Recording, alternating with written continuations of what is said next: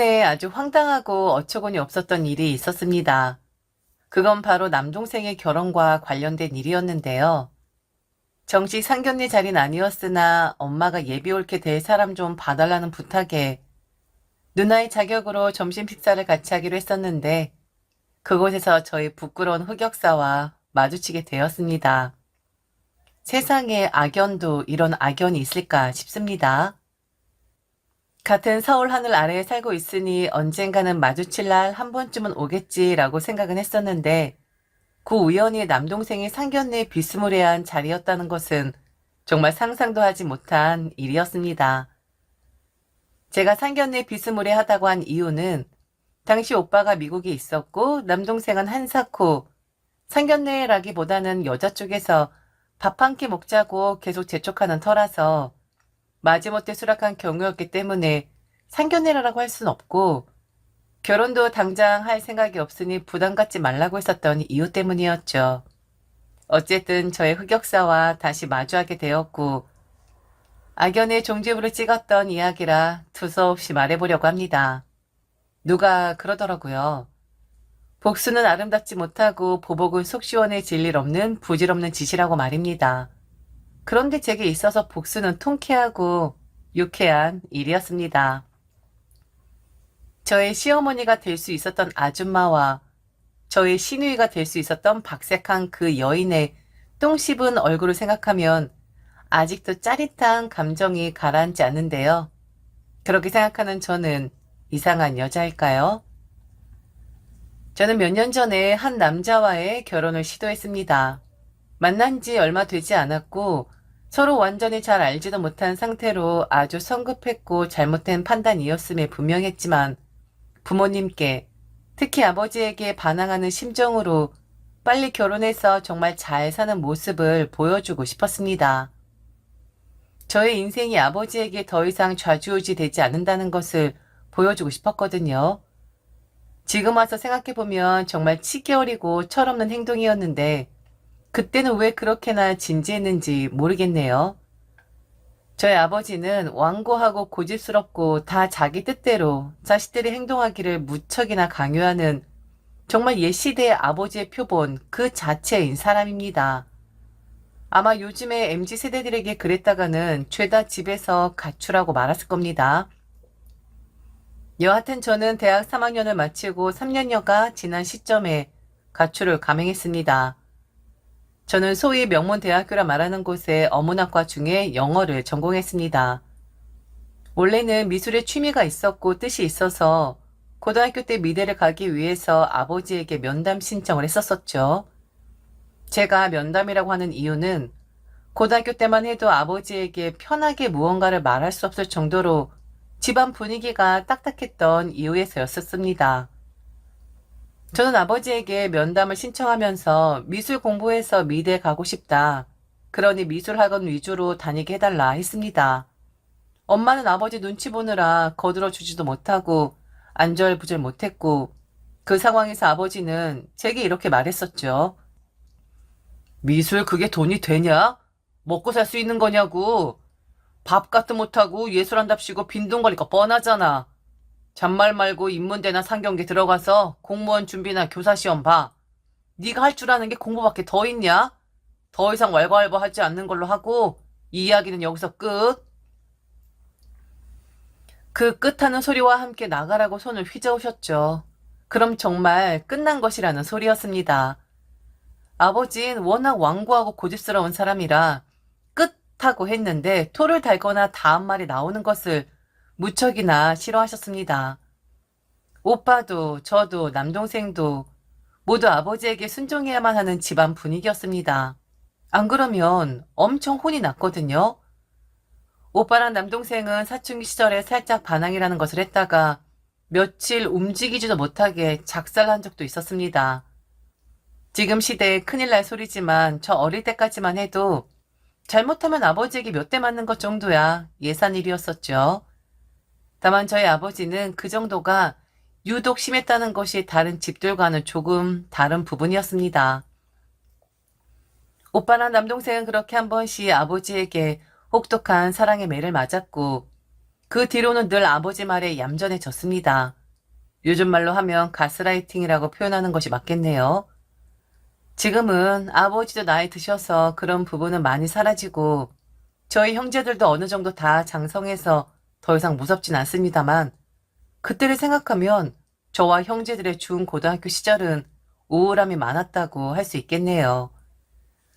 다시 저희 이야기로 돌아와서 이야기하면 저는 그렇게 아버지 뜻대로 적성에도 맞지 않는 어문 계열의 학과로 대학을 갔고 대학에 다니던 중 아버지 말처럼 3학년을 마치고 공무원 시험을 준비했습니다.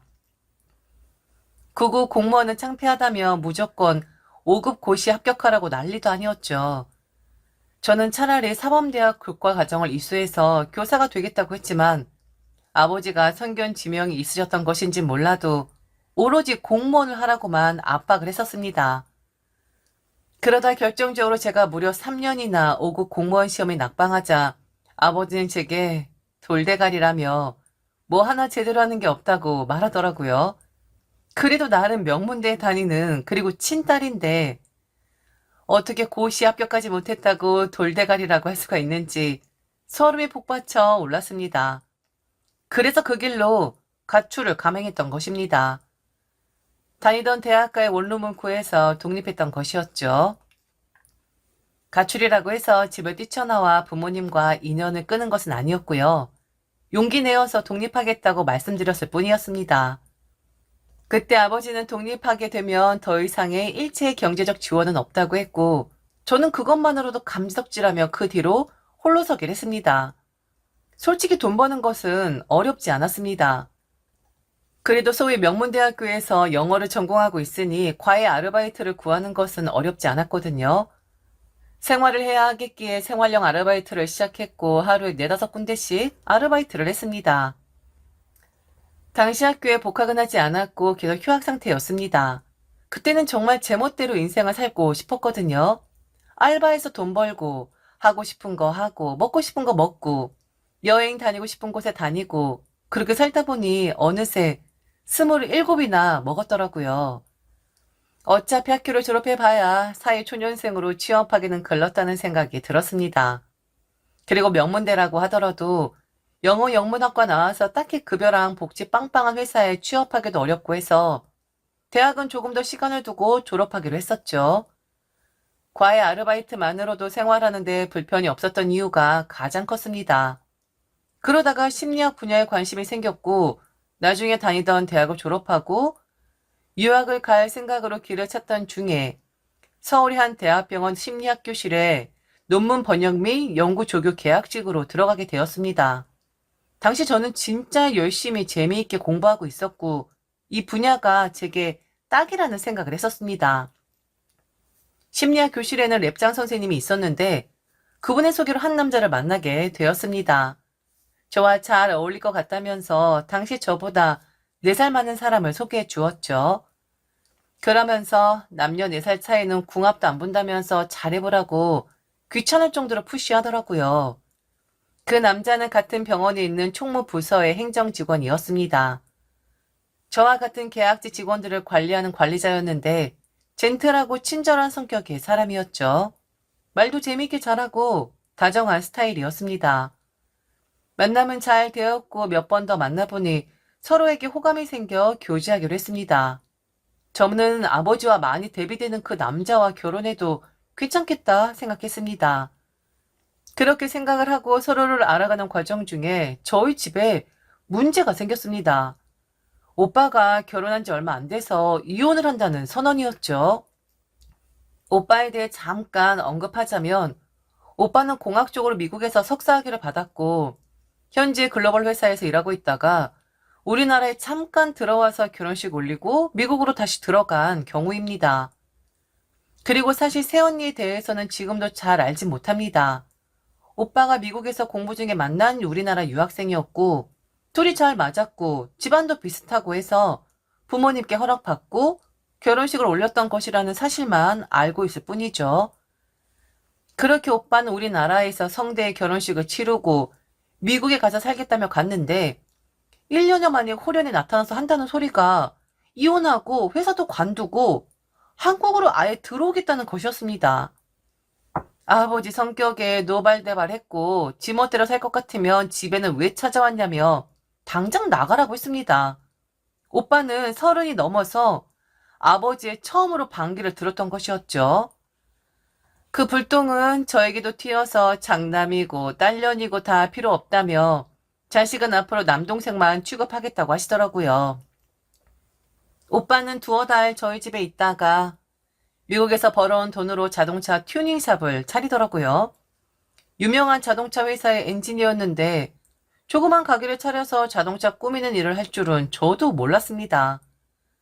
오빠가 하는 말이 솔직히 연구실에 갇혀서 있는 것은 자기 라이프 스타일이 아니라면서 옛날부터 해보고 싶었던 것이라고 했습니다. 오빠도 결국 자신의 꿈을 쫓아 독립한 것이었죠. 그 모습을 보고 저도 용기를 얻어 제가 하고 싶은 일을 계속하기로 했어요.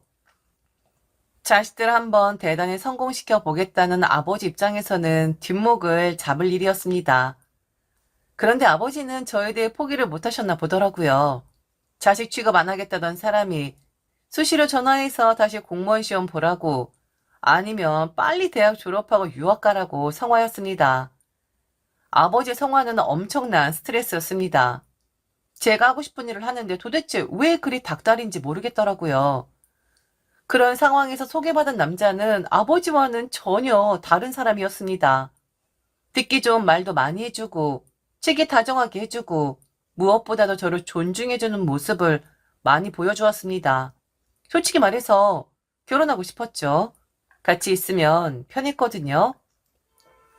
그러다가 남자친구가 자기 집에 같이 인사드리지 않겠냐고 하더라고요. 프로포즈 하려는가 보다 직감을 했습니다. 만난 지 1년쯤 되었을 때였습니다. 엄마한테만 살짝 귀뜸해 주었고 아버지에게는 비밀로 해달라고 하고 엄마한테 코치를 많이 받았습니다.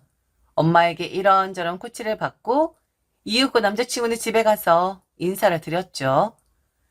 사는 정도는 저희랑 비슷한 정도였어요. 부모님 계시고 남자친구의 여동생도 있었습니다. 남자친구 아버지는 직장인이셨고 어머니는 학원을 운영한다고 하시더라고요. 여동생이 있었는데 다소 뚱뚱했고 무엇보다도 얼굴이 너무 사각형이었죠. 성격도 쌀쌀맞은 듯 제게 인사도 없이 쳐다만 보더라고요. 간단히 차를 마시는 중에 드디어 남자친구 어머니의 호구조사가 시작되었습니다. 아버지는 회사에 다니시고 엄마는 가정주부시라고 했더니 아버지 회사가 어디냐고 묻더라고요. 그래서 이야기했더니 남자친구 어머니 하는 말이 중소기업 다니시는가 보네? 그쪽 아버지 연세쯤 되시면 퇴직도 얼마 안 남으셨겠네? 어머니가 가정주부시면 아버지 월급으로 빠듯하게 사시겠어. 우리는 둘 다 벌어서 자식들에게 손 벌릴 일은 없겠지만 그쪽은 조금 다르겠네, 다르겠어? 그러면서 한숨을 푹 쉬시더라고요. 어찌나 민망하던지요. 이야기가 그렇게 되는가 싶더라고요. 제가 생각했을 때는 부모님 노후 준비는 딱히 필요하지 않은 정도인데 말이죠. 그냥 가만히 얼굴만 붉히고 있는데 이번에는 저희 형제들에 대해 물어보더라고요. 있는 그대로 이야기를 했습니다. 그랬더니 대뜸 한다는 소리가 초면에 실례되는 말인 줄 아는데 준비가 너무 안 돼 있네. 아가씨는 엄밀히 말하면 고졸의 계약직이고 오빠는 자동차 가게인가 뭔가 하는 기술직이고 남동생은 아직 학생이라고? 혹시 집에서 부모님이 빨리 결혼해서 집안 건사하라고는 안 하셨어? 이건 경우가 그렇잖아. 우리 집이랑 차이가 나도 너무 나고 우리 아들이랑 비교해봐도 비교가 안 되네. 우리 아들이 아가씨랑 결혼 생각하고 있다고 해서 한번 보자고는 했다마는 이건 아닌 것 같아. 이 정도면 된 것 같고 너는 이 아가씨 팔에다 주고 집에 얼른 들어와. 할 말 있으니까. 벙찐 상황이 되었습니다. 몇 마디 말도 안 했는데 호구조사 끝나자마자 바로 가라고 하더라고요. 남자친구도 당황하는 눈치였고 어머니에게 좀 더 이야기하자고 달래는 듯 했습니다. 옆에 있던 남자친구 여동생이 남자친구에게 말하는데 꼭 저 들으라는 식이었죠. 오빠, 엄마 성격 몰라서 이런 여자를 데리고 와? 엄마가 오빠 하나 잘 되라고 그렇게 있었는데 고작 이런 며느리 보려고 오빠한테 올인한 줄 알아? 단 또 무슨 대단한 올케 언니 생기는 줄 알았네. 솔직히 오빠 정도면 의사랑도 결혼할 수 있는 거 아니야? 키 크겠다. 인물 좋겠다. 학벌 좋겠다. 오빠가 뭐가 아쉬워서. 나도 아니라고 생각해. 남매가 완전 딴판이었죠. 남자친구가 호리호리한 외모인데 비해서 남자친구 여동생은 진짜 비호감이었으니까요. 남자친구는 그쪽 아버님을 닮았었고 그 여동생은 남자친구 어머니 쪽을 닮았는데 말투도 얼마나 정떨어지게 하던지 진짜 모녀가 쌍으로 지랄이었습니다. 그 이후로 남자친구 태도도 미적지근했습니다. 저를 좋아한다고 할 땐 언제고 자기 엄마가 지금은 반대하지만 시간이 지나면 분명 마음 돌리실 것이라면서 시간을 두고 생각하자고 하더라고요. 그런데 참 서러운 마음이야 어쩔 수 없나 봅니다. 저희 집에서 아버지에게 돌대가리라는 소리를 듣질 않나. 생판 처음 보는 모녀에게 이런 여자라는 취급을 받지 않나. 자존감이 떨어지더라고요.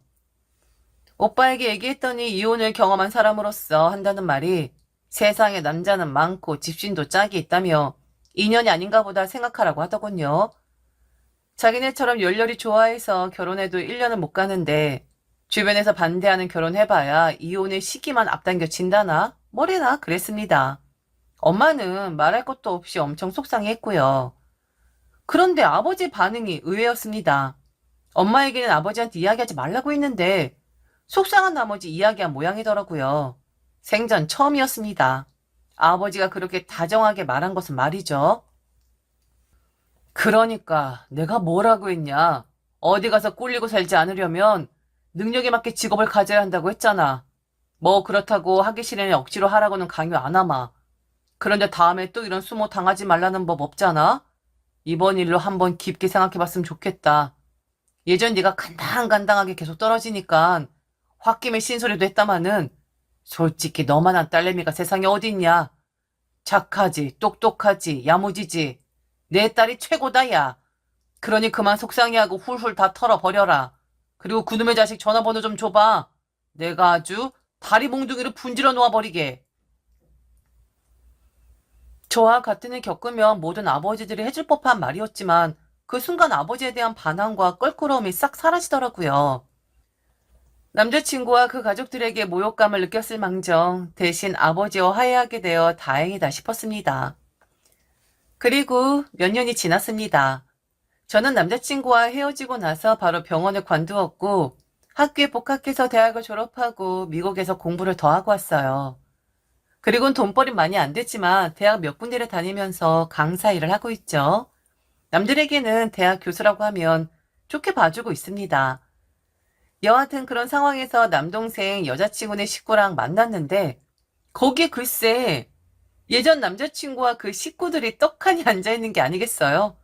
전 남자친구는 어안이 벙벙해하고 있고 그의 어머니는 어디서 낯이 익다며 친근하게 우리 어디서 봤죠? 하고 있더라고요. 저는 멋쩍게 웃으면서 대꾸해 주었습니다. 기억 안 나세요? 몇 년 전에 인사 갔다가 쫓아내셨잖아요. 제가 그때 그 별 볼 일 없었다고 하시던 그런 여자예요. 이게 대체 무슨 악연이래요? 전 남자친구 어머니가 어버버거리면서 말하더군요. 김 닥터 아버지는 사업가시고 큰형은 글로벌 회사 엔지니어고 누나는 대학 교수라고 들었는데 어떻게 그렇게 연결이 되죠?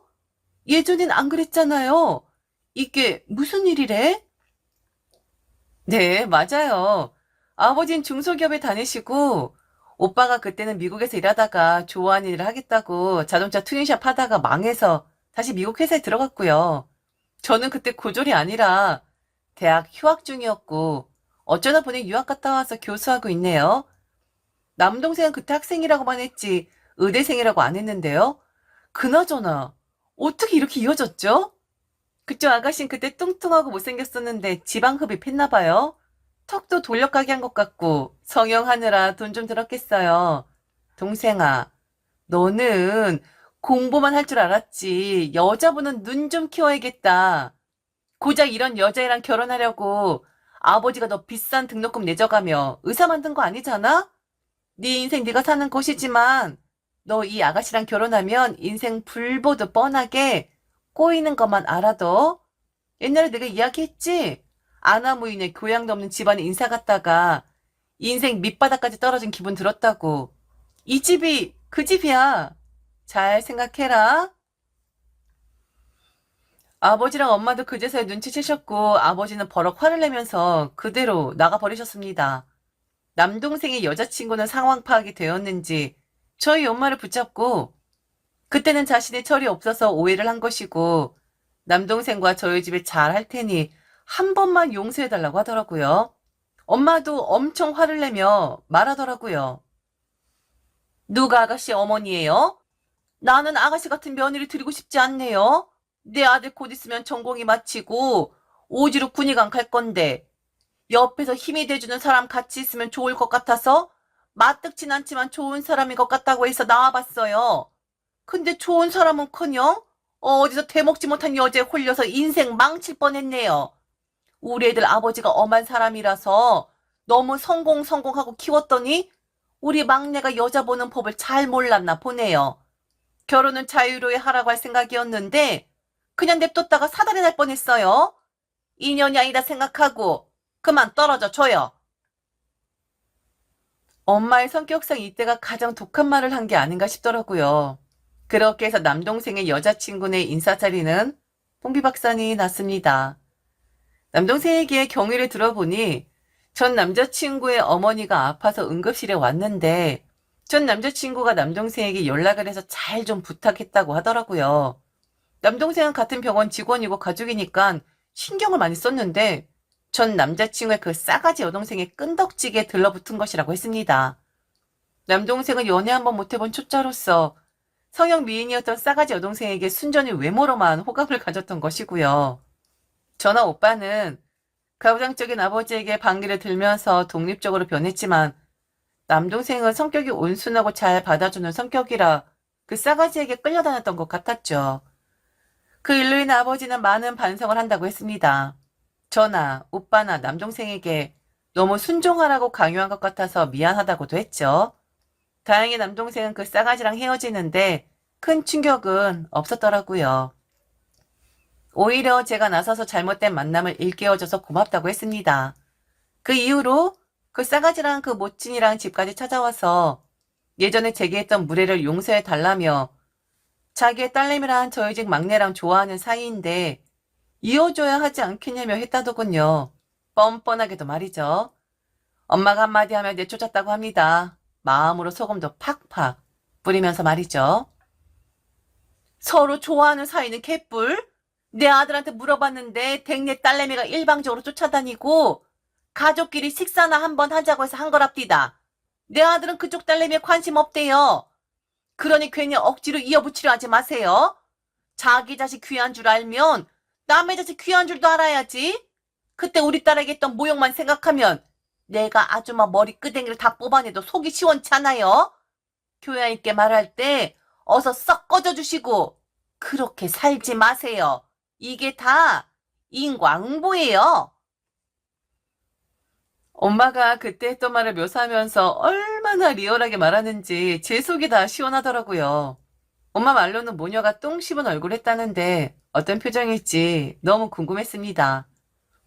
사람 간의 인연이란 거 언제 어떤 형태로 맞으실지 모른다는 것을 새삼 느꼈던 사건이었습니다.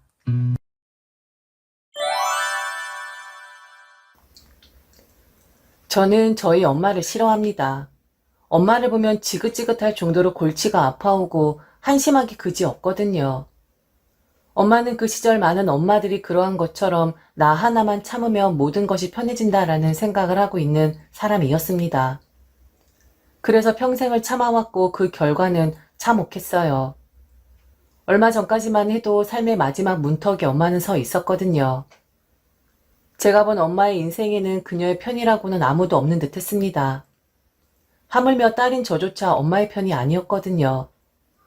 절대로 엄마처럼 살고 싶지 않았고 만일 엄마처럼 살아야 하는 것이 저의 운명이라면 저는 과감히 그 운명을 포기하겠다 말을 했던 사람이었습니다. 엄마가 지금까지 나 하나 참으면 모든 것이 편안하다는 그 어리석은 행동을 하는 동안 한 가지 간과하고 있던 것은 과연 엄마를 위해 참아줄 사람이 있는가라는 점이었습니다. 정말 제가 봤을 땐 아무도 없거든요. 엄마는 그동안 헛발질을 하고 있는 중이었고 주위 사람들에게 철저하게 이용만 당했던 거였습니다. 그런데 그런 엄마가 지금 많이 아팠다가 조금씩 회복이 되고 있습니다. 그런데 엄마의 몸이 조금씩 회복이 되자 다들 그러대요. 원래 하던 대로 하라고 말이죠. 갑자기 사람이 변하면 죽을 날이 다가오는 것이라며 모두 입을 모아 예전으로 돌아가라고 재촉을 합니다. 그들을 보면서 무정하기 짝이 없다고 생각을 했고 그들의 입장에서 엄마라는 사람은 과연 어떤 존재였었는지 의구심이 듭니다. 아내, 엄마, 며느리, 올케, 시누이. 엄마의 호칭은 정말 많은데 과연 저 호칭에 맞는 대접을 받으며 살아온 건지. 아침부터 엄마의 컨디션이 좋질 않습니다. 아마 어젯밤에 아버지와 한바탕 한 듯해요. 엄마 아버지가 다투는 일은 항상 같습니다. 바로 제 친가 쪽 사람들 때문이었죠. 그 대상만 달라질 뿐 매번 엄마와 아버지가 큰 소리를 내는 일의 화두에는 항상 친가 쪽 사람들이 있습니다. 컨디션이 좋지 않은 엄마에게 왜 그리 다운이 되어 있는 거냐 물었더니 그러더군요. 니네 아버지가 미쳐도 단단히 미쳤나 보다. 평생을 그렇게 홀대하더니 여전해. 뭐 기대를 한 내가 정신이 나간 거였던 거지. 나는 네 아버지가 좀 달라질 줄 알았어. 내가 죽을 고비를 몇 번을 넘겼었니? 그 모습 다 보면서 울고 불고 절대로 죽지 말라고 애원을 하길래 이젠 좀 달라질 줄 알았어. 그런데 아직도 내 편이 아니라 네 할머니 편이다.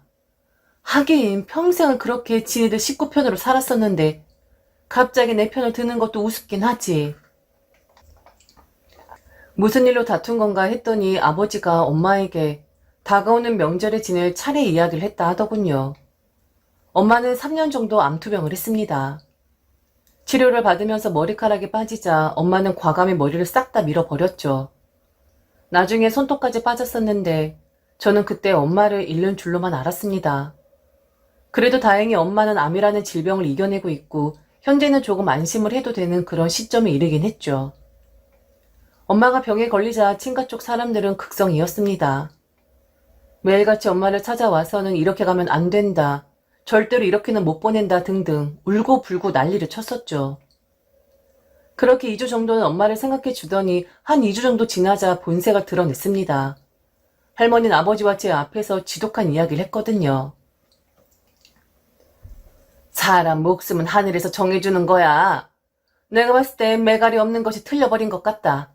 하지만 절대로 애미 앞에서 내색하지 말고. 아픈 사람은 아픈 사람이고 산 사람은 살아야 할 거 아니야? 애미보다 네가 좀 알아보도록 해.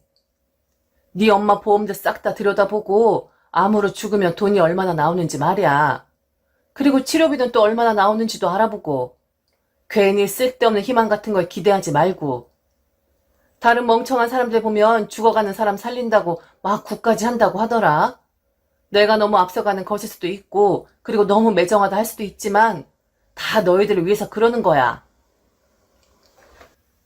당시 할머니의 말에 동조를 해서 아무 말도 하지 않았던 것이 아니라 너무 기가 막혀서 아무 말도 하지 못했습니다. 그리고 제가 무슨 말을 해도 워낙에 꽉 막혀있는 사람이라 들어줄래 만무했었고요. 아버지를 쳐다보니 그나마 다행인 것이 할머니를 원망하는 눈빛을 하고 있긴 하더군요. 계속해서 할머니는 엄마의 보험금 이야기를 했고 꼭 잘 알아보라고 제게 신신당부를 했었습니다. 할머니 지독한 말이 지속되자 아버지가 결국엔 고함을 치고 말았죠. 아직 저 사람 안 죽었어요. 도대체 왜 자꾸 그런 말씀을 하세요? 죽기를 바라시는 거예요? 치료 잘하면 아무 문제 없을 텐데. 요즘 우리나라 의학이 얼마나 발전이 됐는데 암에 걸렸다고 사람이 무조건 죽을 날짜를 받겠어요. 어머니 좀 그만 말씀하세요. 매정하다 할 수 있는 게 아니라 매정하신 거고 지금 어머니 너무 지독하신 겁니다. 애 앞에서 그런 말씀하신다는 게 부끄럽지도 않으세요? 제 아내고 애 엄마고 그리고 어머니 며느리예요. 그런 소리 다시 하지 마세요. 아버지의 버럭하는 소리에 할머니는 더 당당해졌습니다. 애 앞에서 부끄러운 줄도 모르셨고 그게 다 아버지와 저를 위해주는 것이라 생각을 하시는 것 같았어요. 아니면 그렇게 부려먹고 잘 써먹었으면서 한편으로는 엄마라는 사람을 그토록 오랫동안 의심을 했을 수도 있고요. 이놈이 어디서 소리 지르고 난리야. 너 이 애미 몰라? 한 번 들은 건 절대로 있는 사람이 아니라고. 너 지난번 나한테 뭐라 했었니? 네 처가 친정을 너무 생각한다고 했어, 안 했어? 그리고 친정에 용돈을 좀 챙겨주었으면 한다고 했어, 안 했어? 그러다가 애미가 미리 친정에 돈 빼돌리면 어쩌려고 하니? 사람이 죽을 고비에 다다르게 되면 정신도 이상해지는 법이야. 이판사판이 되는 법이라고. 만약 그 사람들이 받은 적 없다고 내빼면 너 어쩔 거야? 그 돈 다시 가져올 방법 없는 거 아니야? 바보같이 당하고 있지 말고 먼저 선수를 치라는 거 아니야? 너 네 처가가 어떤 곳인지 몰라서 그래? 지지리도 못 사는 것들이 꼴에 자존심만 있어가지고는 네 마누라 고생만 시킨다고 아주 우리 집안을 우습게 보는 사람들이잖아. 내가 모를 것 같아? 네 처가 나를 인간 취급도 안 하잖아. 지들 딸내미 수준도 모르고 맨날 우리 집에 와서 고생만 죽어라 하고 있다고 내 욕하고 있잖아. 잔말 말고 네 엄마가 들고 있는 보험 샅샅이 한번 뒤져봐라. 딸이니까 보험회사에서도 말해줄 거 아니야. 암에 걸려 심적으로나 육체적으로 고통을 받고 있는 며느리 뒤에서 저런 소리를 해대는 사람들이 바로 제 친척들이었습니다. 미안한 마음? 내가 지금 인간으로서 이러면 안 된다라는 생각조차 못한 채 말이죠. 그래서 저도 할머니에게 답변을 해주었습니다. 할머니의 논리를 빗대어 가면서 말이죠. 네, 샅샅이 한번 뒤져보도록 할게요. 전 엄마 거, 아버지는 할머니 거. 늙어 병들면 암 걸린 우리 엄마보다 더 일찍 이 세상 뜨시는 거 아니에요? 만일 할머니 보험 있는 거 고모들이 알면 개떼처럼 몰려들 테니까. 고모들 성격 장난 아니라서 빼돌린 돈 절대로 저희한테 내놓지 않을걸요? 안 그래요? 그때 빼앗기지 않으려면 할머니 것도 좀 미리미리 알아놓아야겠네요. 할머니 말처럼 먼저 선수를 쳐야죠. 산 사람은 살아야 하는 거니까. 안 그래요? 죽고 사는 건 하늘의 몫이니까 누가 먼저이고 나중이고는 모르는 거잖아요. 제 그 한마디에 모든 상황은 정리가 되었습니다. 물론 할머니에게 머리채를 잡힐 뻔하긴 했지만 그 정도까지 막 나가진 않더라고요. 그래도 그리 말하니 역지사지가 되었는지 아니면 마지막 깃털마치 남아있는 양심이었는지 몰라도 말이죠. 그렇게 엄마의 보험금이 얼마일지 혹시나 엄마가 외가 쪽으로 돈을 빼돌리는 것은 아닐지 하고 친절하게 걱정을 하고 있는 동안 엄마는 열심히 치료를 받았습니다. 하늘은 아직 엄마를 데리고 가고 싶지 않은지 점차 엄마의 몸에 자리 잡았던 그 나쁜 녀석은 작아졌고 엄마는 조금씩 몸을 회복해 갔습니다. 그렇게 3년 정도 투병 생활을 하게 된 것이었죠. 엄마가 병상에 누워서 씨름을 하고 있을 때 할머니란 사람이 그런 이야기를 했다는 것은 알리지 않았어요. 당연히 엄마의 건강에도 악영향을 끼칠 것이 분명했기에 저와 아버지는 입을 꾹 닫았었죠. 대신 아버지는 없는 말들을 지어내곤 했습니다. 엄마가 누워있을 때 할머니가 절에 가서 치성을 드렸다는 둥, 항상 아침이면 엄마를 위해 기도를 한다는 둥, 말도 안 되는 거짓말을 해대곤 했었죠. 그런데 그렇게 순종적이고 친가 쪽 일이라면 참아내고 참아내던 엄마가 그 말은 믿진 않더라고요. 당연한 거였지만 설마 저는 엄마가 또 새빨간 거짓말을 믿을까봐 걱정을 하긴 했었네요. 엄마는 투병 중에 거의 외출을 하지 않았습니다. 당연히 친가의 행사나 명절에도 열애였었고요. 그런데 이제 좀 몸이 나아지니 다가오는 명절 차례 이야기를 아버지가 꺼낸 것이었죠. 엄마는 오랫동안 친가 일을 도맡아 했습니다. 위로 고모들도 있었는데 그냥 그녀들은 친가에서는 인형이나 다름없었습니다. 소파에 앉아서 바쁜 엄마를 도와주기는커녕 엄마의 손을 더 바쁘게 만드는 그런 사람들이었죠. 자기들도 시집에서 일을 하니까 친정에 오면 좀 쉬고 싶다고 하는데 고모들도 며느리, 엄마도 며느리, 각각의 집안에서 며느리로 사는 사람들이면서 그 애달픔과 스트레스를 누구보다 잘 알 텐데 고모들은 친가에만 오면 어린 아이들이 되곤 했습니다. 저러다 밥까지 먹여달라고 하겠네 할 정도로 말이죠. 그럼 아버지의 남동생, 즉 작은 아버지는 어떠했느냐? 워낙에 작은엄마 사랑이 지나쳤던 분이라 작은엄마 손에 물 묻는 걸 못 보는 그런 사람이었습니다. 명절에도 거의 당일에 친가에 왔다가 바로 가버리는 그런 사람들이었죠. 귀한 사람이라 그렇다나요? 그리고 작은엄마의 친정이는 자식이라고는 작은엄마 한 사람밖에 없어서 일찍 가봐야 한다며 작은엄마를 나오라고 재촉하곤 했었죠. 왜 우리 아버지는 저러지 못하는 건지. 엄마만 종일 죽어라고 일하고 종일 뛰어다니고 종일 다른 사람들 뒤지다꺼리하고 그런데도 할머니한테는 좋은 소리 한번 들어보지 못한 그런 사람이었습니다. 만만했을 테니까요. 그리고 우리 엄마란 사람은 아무리 주위에서 뭐라 해도 그 흔한 말대꾸 한번 하지 않는 그런 사람이었으니까요. 엄마는 항상 자신의 부족한 사람이라고 생각을 했고 그 부족함을 몸을 열심히 굴려 일을 함으로써 채워 넣어야 한다 생각하는 그런 바보 같은 사람이었습니다.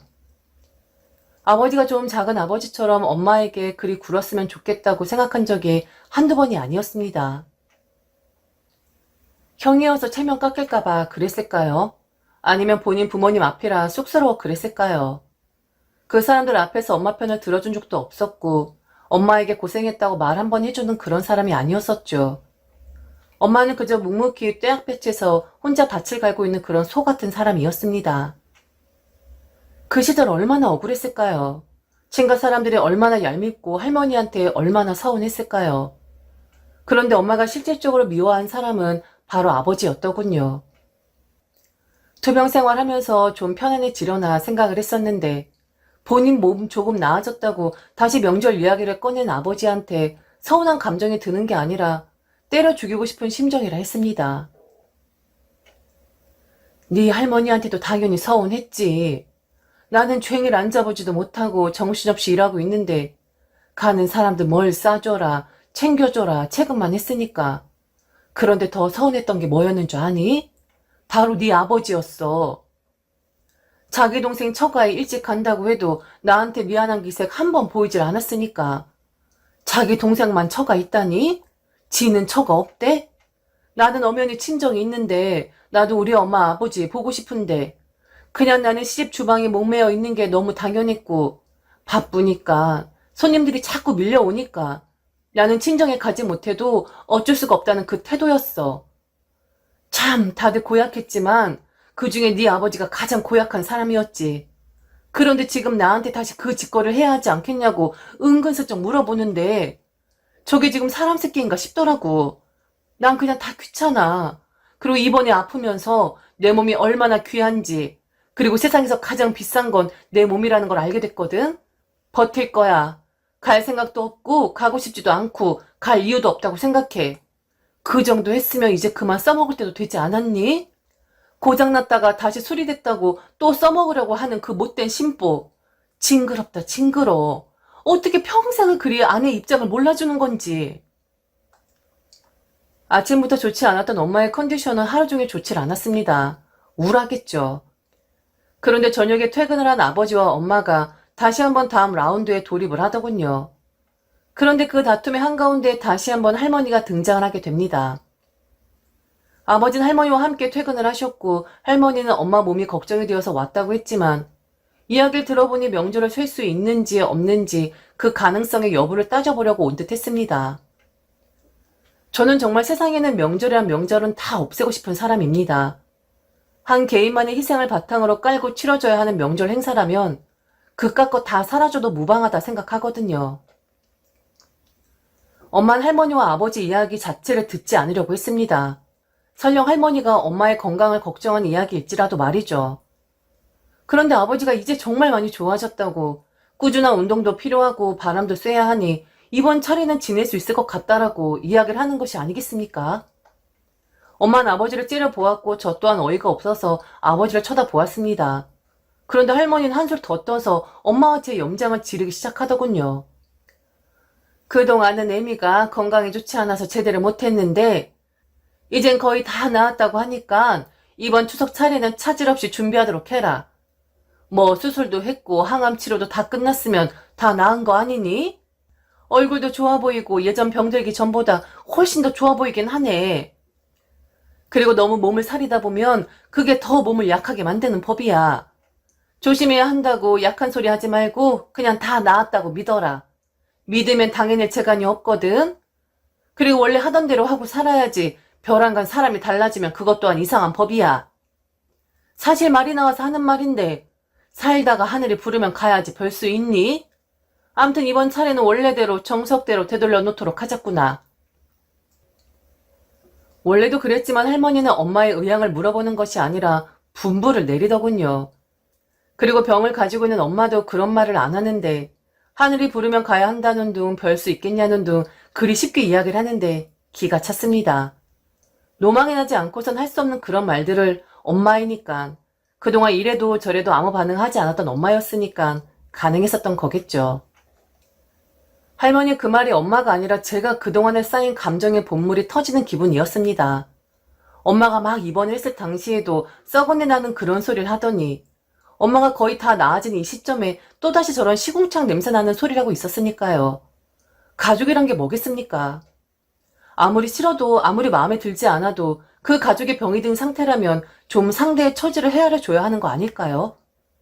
말하기 전에 알아서 좀 살펴주고 챙겨줘야 하는 게 가족 아닙니까? 엄마에게 있어서 그들은 절대로 가족이 아니었습니다. 남보다 더 못한 그런 사람들이었죠. 그래서 제가 먼저 터지고 말았습니다. 엄마 입에서 터져 나왔으면 더 좋았을 텐데 바보 같고 미련스러운 사람이라 아버지한테만 요즘 큰 소리치지 여전히 엄마는 저희 친가 쪽 사람들에게는 약한 그런 사람이었었거든요. 조상 귀신이 정말 와서 식사하신대요? 그리고 그 조상도 그래요. 다 죽어가다가 이제 살아나는 자손한테 그리도 밥을 얻어 드시고 싶으시대요? 저 같으면 미안해서라도 초대해도 식사하러 오지 않겠네요. 제사라는 문화가 뭔지는 아시는 거예요? 그렇게 한 사람의 희생으로 만들어내는 게 아니라 그 자손들이 공동체 우위를 다지고 진심을 다해서 조상을 기리라고 만들어놓는 아주 좋은 풍습이 바로 제사라는 거예요. 며느리만 미친 듯이 잡아대고 며느리의 고열만 뽑아먹는 그런 문화가 아니라 함께 기분 좋게 즐거운 마음으로 행하는 게 바로 제사라는 거라고요. 그리고 만일 엄마한테 큰일 나면 할머니가 책임질 거예요? 할머니 몸에서라도 떼서 줄 거냐고요. 그냥 믿으라고요? 약한 소리 하지 말고 믿는 게 제일이라고요? 웃기는 소리 좀 하지 마세요. 할머니나 살다가 하늘이 부르면 고집 부리지 마시고 곱게 가세요. 그리고 아버지 알아보셨어요? 할머니 죽으면 보험금 어디에서 나오는지? 바빠서 못 알아보셨으면 제가 당장 내일 알아보도록 할게요. 며느리한테, 아니 며느리가 아니어도 이제 몸이 회복되는 사람한테 저런 막말을 하는 거면 할머니 불안불안하네요. 혹시 치매 증상 있으신 거 아니죠? 시간 되시면 저랑 병원 가실래요? 엄마도 이제 그만 바보같이 살아. 아버지한테 큰 소리 치는 것처럼 이제 다른 사람들한테도 좀 그렇게 살라고. 엄마가 계속 그렇게 살면 내가 무슨 생각 드는 줄 알아? 마치 내 인생이 나중에 저러는 거 아닌가라는 생각이 들어. 엄마도 엄마 딸이 엄마처럼 시집에서 이런 대우 받으면서 병들었으면 좋겠어? 그리고 엄마뿐만이 아니라 아버지도 제가 그랬으면 좋겠어요? 제발 생각 좀 하고 삽시다. 제발 좀 양심 좀 갖고 삽시다. 어쩜 사람들이 하늘과 저렇게 지독할 수가 있어? 정말 상종 못할 인간들처럼? 앞으로 엄마에게 명절이건 뭐건 친가 일에는 나몰라라 버티라 했습니다. 당장은 제 말을 따르겠지만 오랫동안 해온 일이라 엄마 마음에 편치 않을 것이라는 거 저도 잘 알고는 있습니다. 하지만 이젠 엄마도 좀 다른 사람들의 배려를 받아도 되지 않을까요? 하던 대로 하라는 그 말 참으로 무서운 말인 것 같습니다. 한번 바보로 살았으니까 계속해서 바보로 알아서 기어야 한다는 그 말 말이죠. 저는 절대로 저희 엄마를 닮고 싶지 않습니다. 제가 제일 끔찍해 하는 말이 바로 그 엄마의 그 딸이라는 말이죠. 저희 엄마를 미친 듯이 욕해주세요. 제발 정신 좀 차리고 이젠 자기 몸 좀 챙기라고 말이죠. 그리고 그 노예 같은 근성, 며느리라면 무조건 시댁에 희생해야 한다는 그 바보 같은 생각을 버리라고 말이죠.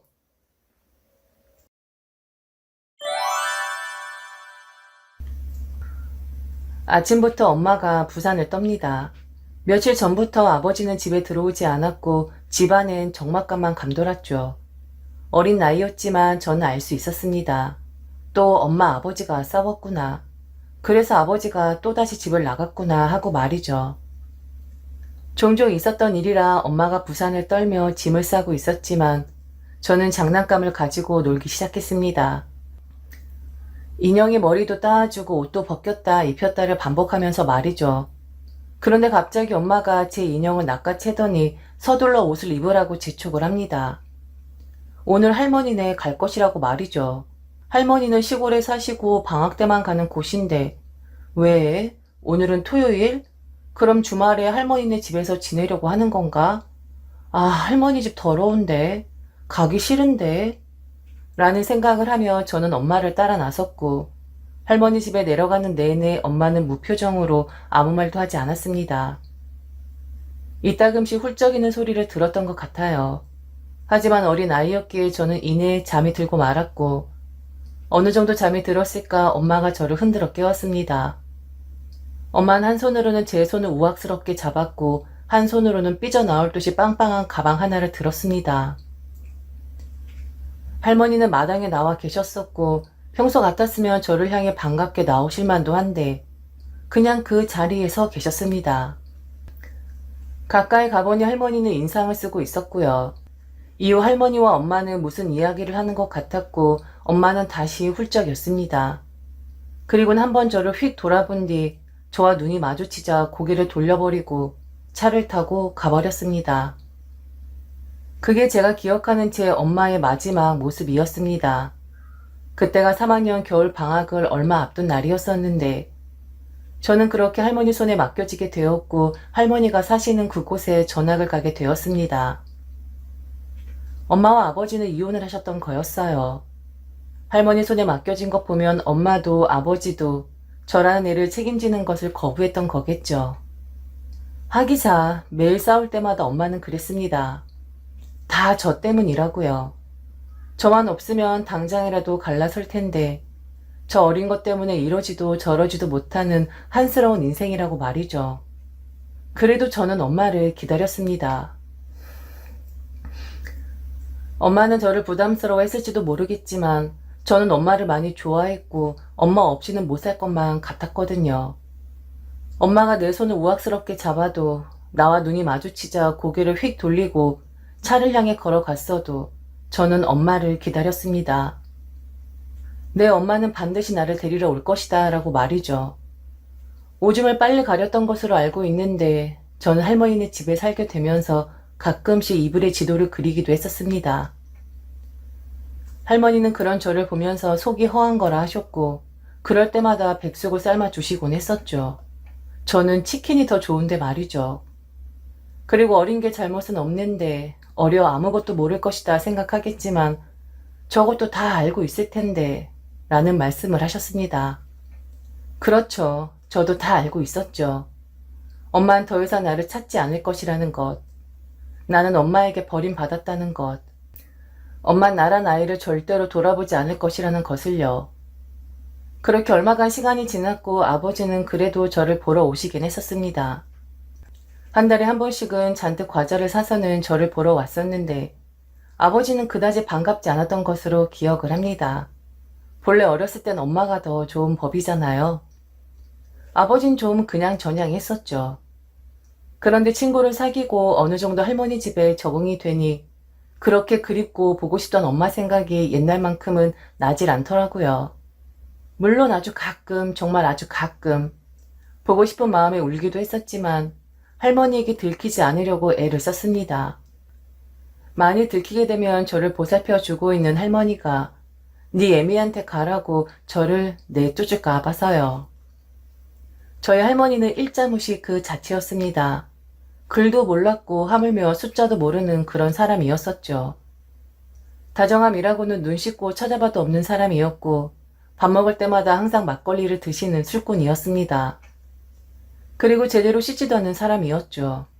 쾌쾌한 냄새가 났고 머리도 감지 않아서 항상 떡이 져 있는 그런 사람이었습니다. 처음엔 그런 할머니가 너무 싫었었고 같이 잠을 자는 것도 꺼려졌습니다. 왜 이렇게 지저분한 곳에 나를 남겨두고 간 것인가? 엄마 아버지를 원망했었는데 그런데 저는 지금 생각해보면 그때가 가장 행복하고 즐거웠었던 것 같습니다. 그때를 지금 생각하면 입가에 미소가 지어지거든요. 무식한 할머니라 미용실 가는 것도 아까워서 항상 제 머리를 잘라줬고 때를 밀어줄 땐 어찌나 억세게 밀어주는지 가슴팍이 벌겋게 피멍이 들 정도였었습니다. 참 우리 할머니는 억세다 못해 아주 거칠고 세찬 그런 사람이었어요. 교육이란 걸 제대로 받아본 사람은 아니라서 제게 좋은 이야기를 해주거나 교훈을 가르쳐준 분은 아니셨지만 할머니는 항상 제게 그러셨습니다. 밥을 많이 먹어야 해. 내 손가락만한 팔뚝을 해가지고 이 세상 어찌 살려고 해. 그리고 밥을 제대로 안 먹으니까 토깽이 마냥 똥을 싸는 거야. 굵은 똥을 싸려면 밥을 많이 먹어야 한다니까. 구신이 뭐가 무섭다고 그래? 할머니 어렸을 땐 도깨비 보라고 놀고 그랬었는데. 구신보다 무서운 게 사람이야. 바로 사람 마음. 구신은 그냥 무섭기만 하지 사람을 해치진 않는데, 사람이란 것은 요사스러운 점이 많아서 무섭게도 하고 사람을 해치기도 하거든. 그러니까 화장실은 혼자 가. 왜 자꾸 늙은이를 훈련시키는 거야? 깜빡 잠 들라치면 이것은 꼭 화장실을 가고 싶다고 하네. 너 혹시 나 놀려먹는 거냐? 그땐 귀신이 무섭지 무슨 사람이 무섭다고 저러나. 무식하니까 배운 게 없으니까 몰라도 너무 몰라. 하여튼 맨날 이상한 소리만 한다니까. 이라고 생각을 했었는데 할머니 말이 진리였습니다. 귀신보다 무서운 것은 바로 사람이었고 이 세상에서 사람보다 무서운 존재라는 것은 없더라고요. 할머니는 제가 대학에 입학했을 때 돌아가셨습니다. 눈물이 난다기보다는 아무 생각이 나질 않았어요. 전에 고아도 아닌데 저는 그냥 고아가 된 것만 같았습니다. 한동안은 할머니 이름조차 부를 용기가 나질 않았었죠. 그리고 할머니란 단어 자체를 부르기가 힘이 들었습니다. 아버지는 할머니의 집을 정리하자 했지만 어차피 다 쓰러져 가는 집 사겠다 나설 사람도 없었을 것이기에 제가 가끔 내려와서 돌보겠으니 정리를 하지 말자 했습니다. 할머니를 보내드리고 저는 오랜만에 할머니 집을 찾았었는데 예전 그 냄새 그대로였습니다. 쾌쾌하고 떡이 진 머리가 상상이 되는 바로 할머니 냄새요. 그렇게 싫었던 그 냄새가 이렇게 사람 마음을 편하게 할 수 있는 건지, 할머니가 더 이상 없는 그곳에, 할머니 냄새만 나는 그곳에서 저는 주저앉아 울고 말았습니다. 누구 눈치를 볼 필요도 없었기에 바닥을 막 기면서 그렇게 울어댔었던 것 같아요. 그리고 마지막으로 할머니가 남겨준 봉투를 열어보았습니다. 그 봉투는 아버지에게 건네받았고 할머니의 마지막을 보지 못했던 제게 할머니는 아버지에게 그랬답니다. 몸갑에는 흰 봉투가 하나 있는데 꼭 그걸 저에게 주라고 말이죠. 봉투 앞면에는 제 이름이 삐뚤빼뚤 써져 있었습니다. 한글도 모르는데 제 이름은 어찌 알았는지 피식하고 웃음이 나다가 이내 울음이 쏟아졌습니다. 봉투에는 돈이 들어 있었어요. 200만 원. 참 큰 돈이었죠. 돈을 보니 그동안 할머니가 오랫동안 야금야금 모은 돈이구나 라는 것을 알겠더군요. 이리저리 해진 채로 나란히 봉투 안에 할머니의 손녀를 생각하는 마음이 들어 있었습니다. 그리고 쪽지도 하나 들어 있었고요. 그 안엔 할머니가 오래전부터 제게 했던 그 말이 써져 있었습니다. 밥 많이 먹어. 토끼 같은 똥이 아니라 굵은 똥 싸야 한다니까. 요동 야위고 가녀린 제 몸을 할머니는 걱정을 많이 했었습니다. 그래서 시집이나 가겠냐고. 제가 가끔 할머니에게 애정 공세를 하면 뼈부딪힌다고 저를 밀어내시곤 했었죠. 그게 싫어서 그러시는 것은 아니라는 것 잘 알고 있었기에 저는 그럴수록 할머니를 더 집요하게 껴안곤 했었습니다. 애정 표현에도 서툴고 무뚝뚝하고 무식했던 우리 할머니. 그런데 그랬던 그녀에게 저는 인생을 배웠고 삶의 방식을 배웠습니다. 그리고 저의 가장 친한 친구이자 저의 가장 든든한 지원군이었었고요. 할머니를 잃은 슬픔은 꽤 오래 갔습니다. 오랫동안 가슴이 헛헛했고 할머니 말처럼 허해지는 건지 잠도 잘 안 오고 집중도 잘 안 되고 하더라고요. 그때 백숙을 먹었어야 했는데. 그래도 사는 사람을 살아야만 했기에 그리고 할머니에게 부끄러운 손녀가 되지 않도록 마음을 다잡았습니다. 그렇게 대학을 다니며 아르바이트를 하며 지내던 어느 날 약 10년 만에 연락이 왔습니다. 엄마에게서 말이죠. 엄마에게 바로 연락이 온 건 아니었고 먼저 아버지에게 엄마가 연락을 한 듯 했어요. 그리고 아버지가 제게 엄마의 말을 전달해 주었죠. 만날 의향이 있으면 만나보라고 하면서 말이죠. 엄마가 너 많이 보고 싶어 하더라. 어떻게 컸는지도 궁금하고 다른 사람들 딸 볼 때마다 네 생각이 그렇게 났었다고 하면서 나한테도 어렵게 전화한 거라고 하더라고. 그런데 만일 네가 만나고 싶지 않다면 강요하고 싶은 생각은 없대. 다만 그냥 네 엄마도 나이 먹어가니까 자식 생각이 나는 거겠지. 네가 판단을 하는 거겠지만 나는 네가 엄마를 만나는 것도 좋은 방법인 것 같아. 그래도 엄마잖니. 저는 엄마를 미워하지 않았습니다. 그냥 엄마라는 사람을 포기했었죠. 그리워하고 엄마가 꼭 나를 다시 찾아오길 바랐었지만 저는 할머니에게 적응을 했고 할머니야말로 제게는 엄마 같은 존재였었으니까요. 미워하는 마음도 원망하는 마음도 없었기에 사실 할 이야기가 없었습니다. 그리고 서로 숨이 멎을 정도로 어색하게 앉아있는 것을 상상만 해도 너무 끔찍했었고요. 부모는 오랜만에 만난 자식을 끌어안고 눈물을 쏟아낼 수 있을지도 모르겠지만 부모와 오랫동안 떨어져 살면서 부모라는 개념 자체를 잃어버린 자식 입장에선 남남이나 다름없는 감정이거든요. 아니면 제가 너무 차가운 자식일지도 모르겠습니다. 하지만 저는 이해가 되질 않았어요. 이제 와서 저를 보고 싶어 한다는 엄마의 말이요. 그리고 아버지도 이해되지 않았습니다. 상식적으로 왜? 왜 이제 와서? 지금 와서? 만나고 싶어 한다는 엄마의 말을 제게 전하는 것을 보면 아버지도 나란 사람을 잘 모르는구나 싶었어요. 만약 할머니였다면, 그랬다면 아마 찬물 한 바가지를 엄마에게 부어버렸을지도 모릅니다. 양심도 없는 것이라고 말이죠.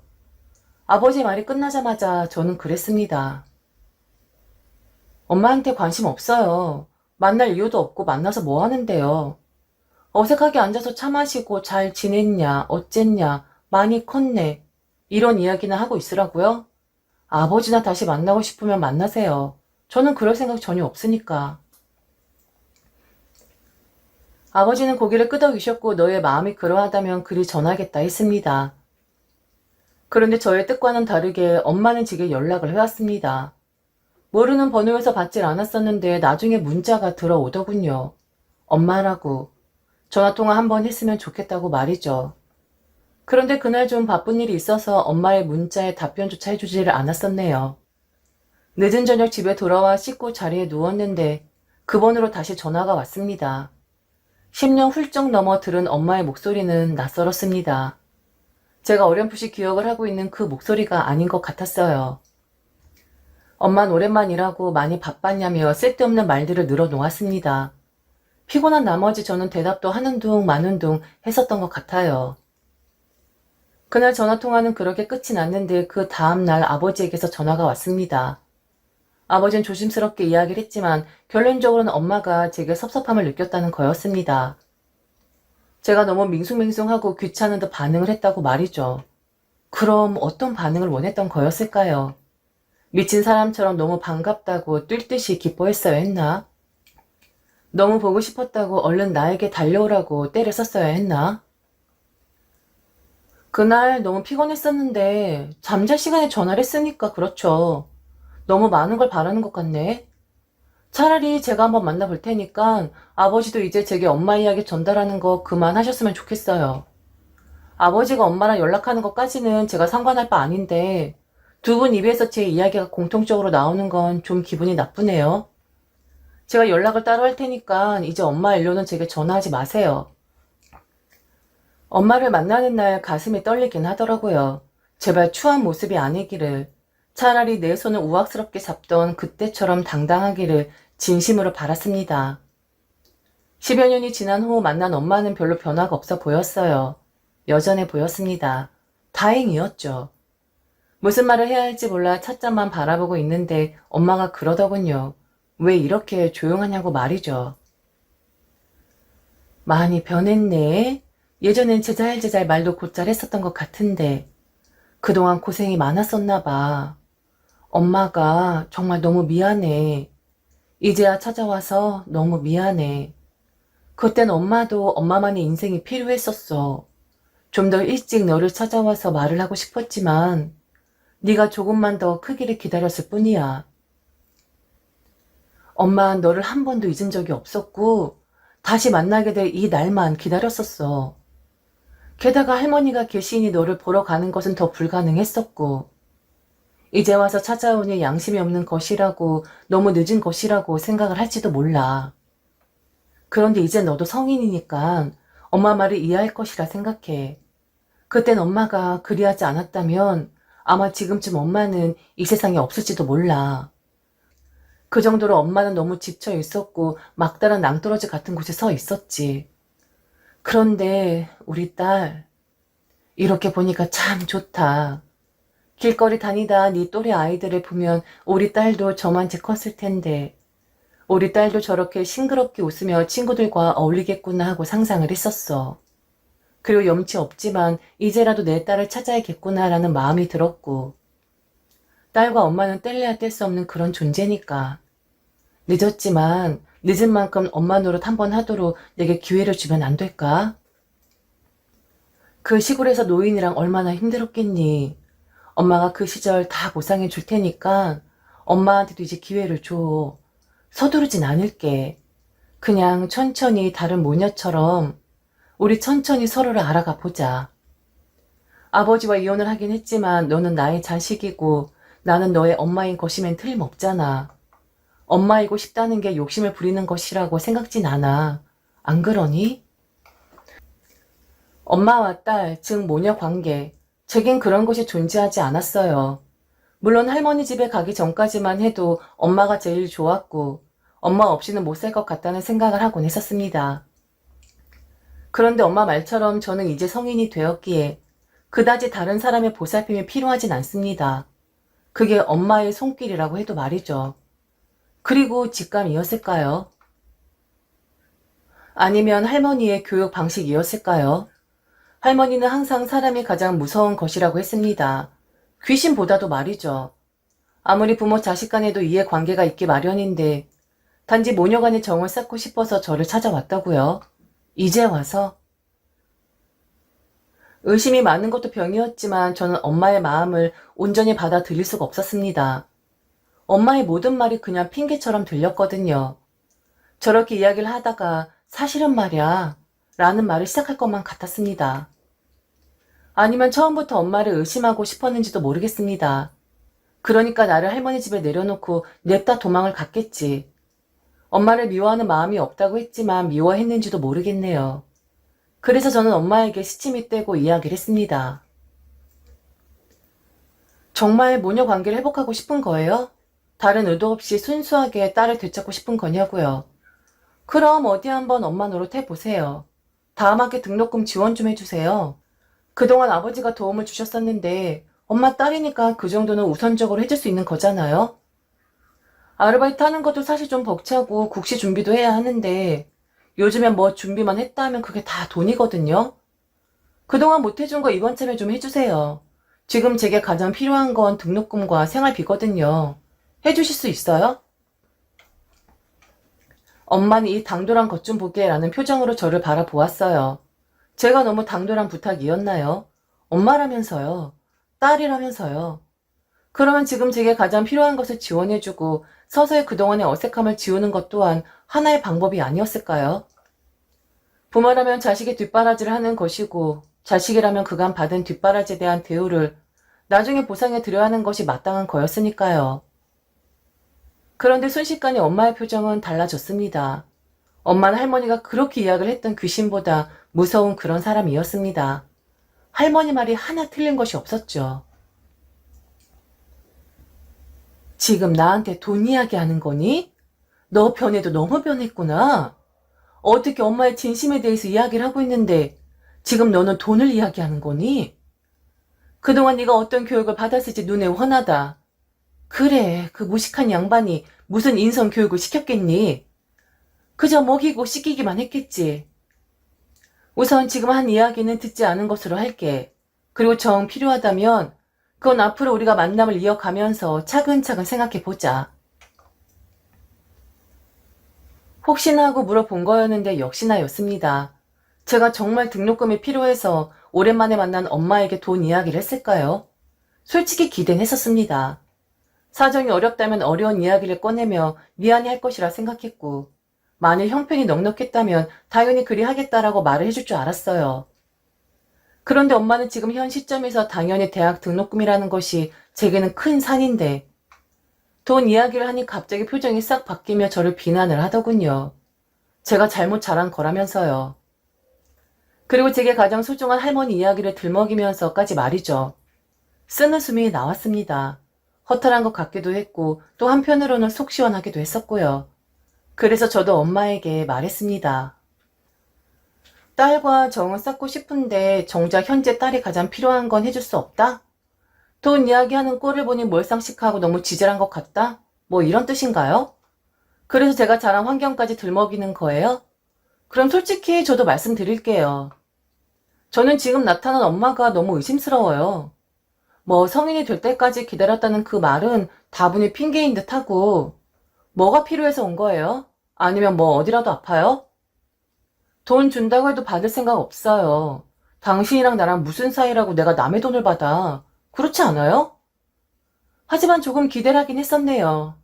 당신의 말이 솔직히 진심으로 와 닿긴 했었거든요. 뭐 당신이 지금 무슨 생각을 하고 있는지 모르겠지만 뭐가 필요할 수도 있고 아니면 늙어가니까 자식 효도 받고 싶은 생각 들 수도 있고 딸이라는 본전 생각 났을 수도 있고 그땐 내가 보살핌이 필요한 존재였지만 살살 비비면 딸이니까 늙은 엄마를 불쌍히 여겨 보살펴주지 않을까 하는 기대감이 있었는지도 모르겠죠. 모녀 관계를 회복하는 게 당신 생각엔 욕심이 아니라고요? 그건 당신만의 생각이죠. 나는 욕심이라 생각하고 지금 내 앞에 있는 당신 모습 자체가 염치 없다고 생각하는데 엄마임엔 틀림없었죠. 그 옛날 당신이 내 손을 뿌리치기 전까지 그때까지 당신이 내 엄마였다는 것은 맞아요. 나 또한 당신의 딸이었고 그런데 당신이 내 손을 놓았을 때 우린 거기에서 모든 인연이 끊어진 거예요. 사실 상식적으로 요즘 세상이 어떤 세상인데 순수한 마음으로 나를 찾아왔다고? 에이, 그걸 믿으라고요? 그러지 마세요. 나도 이젠 알 거 다 알고 따질 줄도 아는 그런 성인이거든요. 이혼한 부모가 10년이 지나서 갑자기 나타난다? 그런데 아무것도 필요 없고 그냥 너와 정을 쌓고 싶다? 지나가는 똥개도 그 말은 안 믿어요. 사람이 그렇더라고요. 돈을 앞세우면 다 본색을 드러내는 법이라고요. 당신이 그리 모식하다가 욕을 하는 그 노인네, 바로 나의 할머니가 제게 일깨워준 교육 방침이거든요. 아무나 믿지 말라고. 가족도 하물며 할머니 본인도 그리 믿지 말라고 가르쳤었는데 그게 이제야 빛을 발하네요. 당신 의도는 순수하지 않아요. 그건 나도 알고 당신도 알죠. 그러니까 끊어진 인연 다시 연결하려고 애쓰지 말아요. 그러다가 호되게 당하는 수가 있으니까. 엄마는 그날 이후 제게 단 한 번도 연락을 하지 않았습니다. 그래서 엄마의 진심이 무엇이었는지 절대적으로 제 생각이 오해였었는지는 알 방법은 없었습니다. 하지만 스스로 생각했을 때 만일 제가 오해를 하고 있는 거라면 엄마는 그걸 풀려고 노력을 했었어야 했다는 겁니다. 적어도 제게 미안한 마음이 들었다면 말이죠. 그런데 엄마는 또다시 침묵을 선택했습니다. 하지만 저는 그 옛날 어렸을 때만큼 슬프거나 속상하진 않아요. 이번에 손을 놓은 건 엄마가 아니라 제가 먼저였었으니까요. 그리고 후에 알게 되었습니다. 엄마는 아버지에게 돈을 반복해서 빌렸다가 결국엔 아버지와 연락도 끊어지게 되었다 하더군요. 과연 엄마는 제게 무엇을 원했던 것일까요? 정말 보살핌을 받고 싶었던 것일까요? 제게 빈대를 붙으려고 했었던 것이었을까요? 우리 할머니 말은 틀린 게 하나도 없습니다. 구신이 뭐가 무서워? 구신보다 사람이 훨씬 더 무서운 법이야. 사람은 해를 끼칠 수가 있거든. 그리고 사람 속은 토통 들어가 보지 못하니까 알 수가 없어. 그 속이 시커먼지 하얀지 말이지.